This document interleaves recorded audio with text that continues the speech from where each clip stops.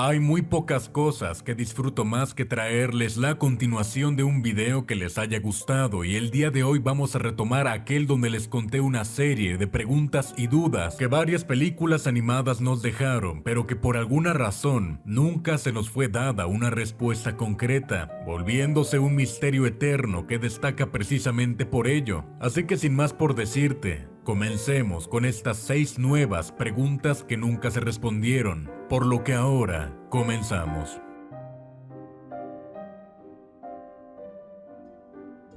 Esta incógnita es posiblemente resultado de una conveniencia de guión, pues si hubiera sido resuelta, la historia no habría podido seguir. Lo que pasa es que debemos recordar que el cabello de Rapunzel es capaz de otorgar su magia a cualquier persona que esté en contacto con este, tal como ocurrió con Flynn Rider, a quien solo bastó con enrollarle un mechón y cantar la canción para que su mano sanara por completo. Además del más claro ejemplo de todos, que es Madre Gothel, quien lograba rejuvenecer usando el cabello. Así que eso nos deja una pregunta, y es que ¿por qué Rapunzel sí envejecía? Es decir, tiene completo sentido que jamás se haya enfermado sin salir de la torre gracias a su magia, ya que el cabello la mantenía sana, pero si siempre se encontraba activando la magia con la canción y esta era capaz de rejuvenecer, además de que obviamente se encontraba en contacto directo con ella, técnicamente nunca debió verse acorde a su edad, sino que siempre tuvo que haberse visto muchísimo más joven. Este hueco claramente fue dejado a propósito, ya que te repito, si se hubiera resuelto, la historia no podría haber continuado, pues ella seguiría siendo una bebé o una niña al menos, debido a que su magia era activada constantemente y esto tendría que rejuvenecerla todo el tiempo. Por lo que con lo mostrado en la película, podríamos hasta pensar que su magia no tiene ningún efecto en ella, cosa que explicaría por qué siempre estuvo envejeciendo con total normalidad.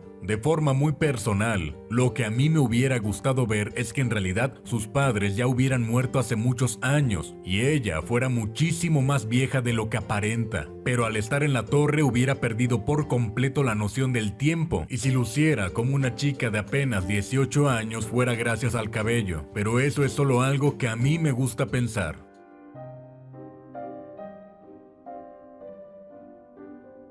Todos tenemos varias dudas respecto a Toy Story, pero hoy te vengo a hablar de una en específico que rodea al protagonista, Woody. Sí, hay muchísimas teorías, todas en su mayoría trágicas, que tratan de explicar por qué él, siendo un juguete tan viejo, únicamente recuerda a Andy, e incluso hay algunos que afirman que Woody primero perteneció a su padre, pero hoy no ahondaremos en ese tema, aunque por cierto, el canal anglosajón Defanger generó una teoría bastante interesante donde afirma que si Woody es tan viejo y no recuerda a ningún otro dueño, es porque sí, le perteneció al papá de Andy, pero este jamás lo sacó del empaque y solo hasta que este ya no estuvo fue que Andy lo abrió y por eso solo recuerda a este. Pero esa teoría no resuelve la pregunta de este puesto. Lo que pasa es que si recordamos bien, en la segunda cinta, a Woody le muestran que tuvo una serie televisiva y por ende una historia de trasfondo, tal como la tiene Buzz, por ejemplo, al saber que pertenece al Comando Estelar.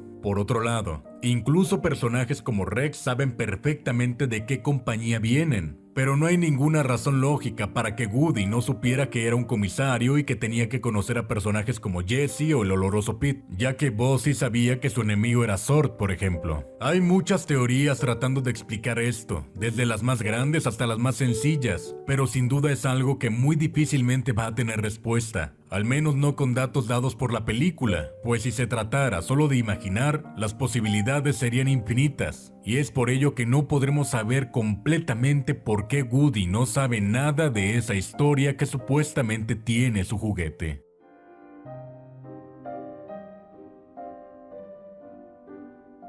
Luca es una película de esas que, como ya en algún momento te dije, su guión parece hecho por un experto que sabía perfectamente qué hacer para contar mal una historia. Y por esto mismo es claro que iban a quedar unas cosas sin responder. No vamos a preguntarnos cómo es que los padres de Luca pueden caminar con tanta facilidad en la tierra aun cuando supuestamente nunca habían ido a la superficie. Vamos a imaginarnos que en realidad sí iban de vez en cuando. Pero ahora pensemos en esto. Y es que lo que pasa es que en el pueblo donde ocurre la historia de Luca podemos ver que es prácticamente una tradición la cacería de monstruos marinos, porque tal como vemos, en esas costas habitaba la especie de Luca. Pero ahora tenemos un problema. Es muy cierto que había gente que quería cazarlos y también que los padres de Luca afirmaban que los humanos eran peligrosos. Pero ¿cómo exactamente nacieron los mitos de cazar monstruos marinos? Es decir, si alguien alguna vez llegó a cazar uno de estos, lógicamente tenía que haberse dado cuenta de que se transformó en humano justamente después de sacarlo del agua, así que bajo esta lógica, jamás debieron haberse podido generar estas leyendas, ya que con cazar uno habría notado eso, y con eso sería más lógico que las leyendas fueran de sirenas y no de monstruos marinos. Ahora bien, con eso podemos pensar que los mitos se dieron con base en puros avistamientos y nunca en tantos siglos de historia de ese pueblo no hubo ni una sola persona que realmente pudiera haber cazado a un anfibio. Pero esto nos deja otra pregunta, pues si jamás fue cazada una sola criatura, ¿de dónde nace el miedo de los padres de Luca si saben que nunca ningún anfibio ha sido cazado? En fin, solo podemos sospechar que hay otro tipo de monstruos marinos aparte de la especie de Luca y que esos eran los que cazaban, pero al final del día, estas preguntas son el resultado de un guión bastante descuidado.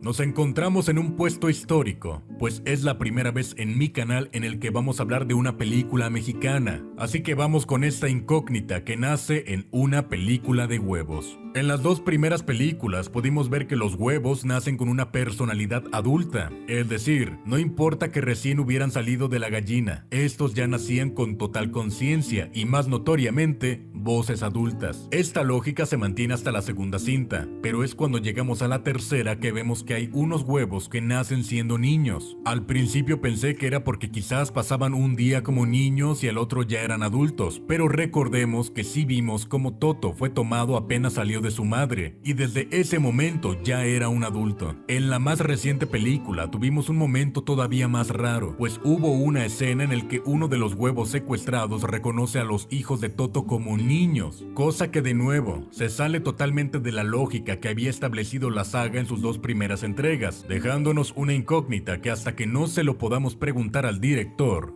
esto nunca podrá tener respuesta.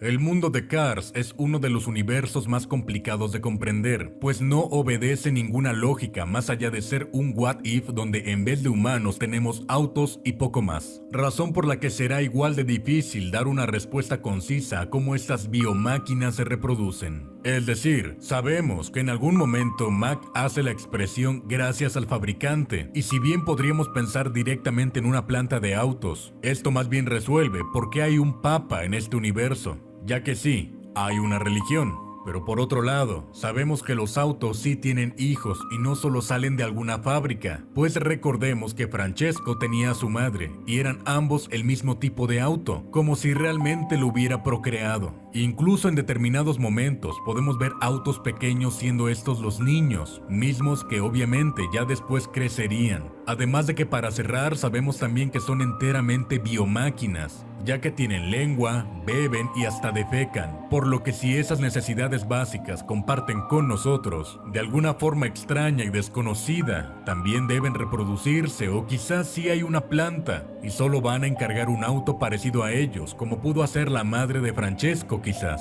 Pero poco vale la pena pensar en ello, pues lo más probable es que los guionistas nunca se hayan puesto a plantearse una solución a esto.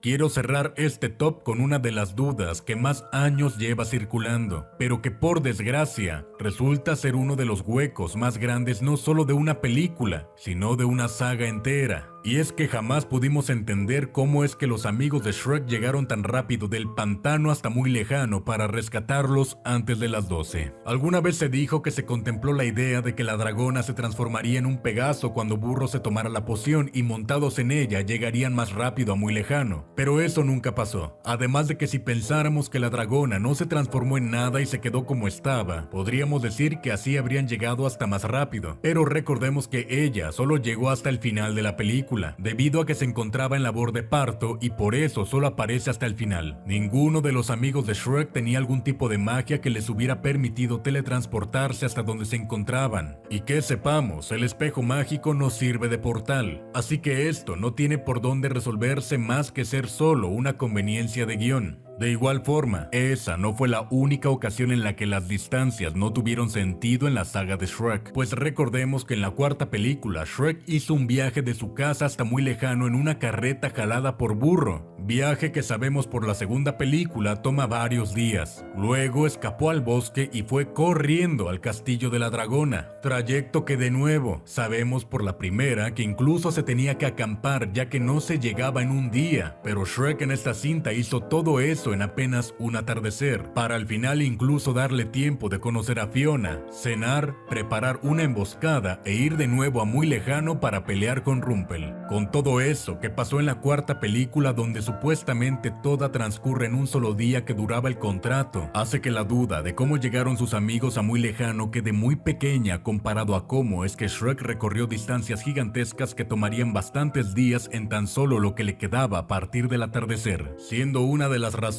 por las que Shrek 4 fue un pobre final para la saga.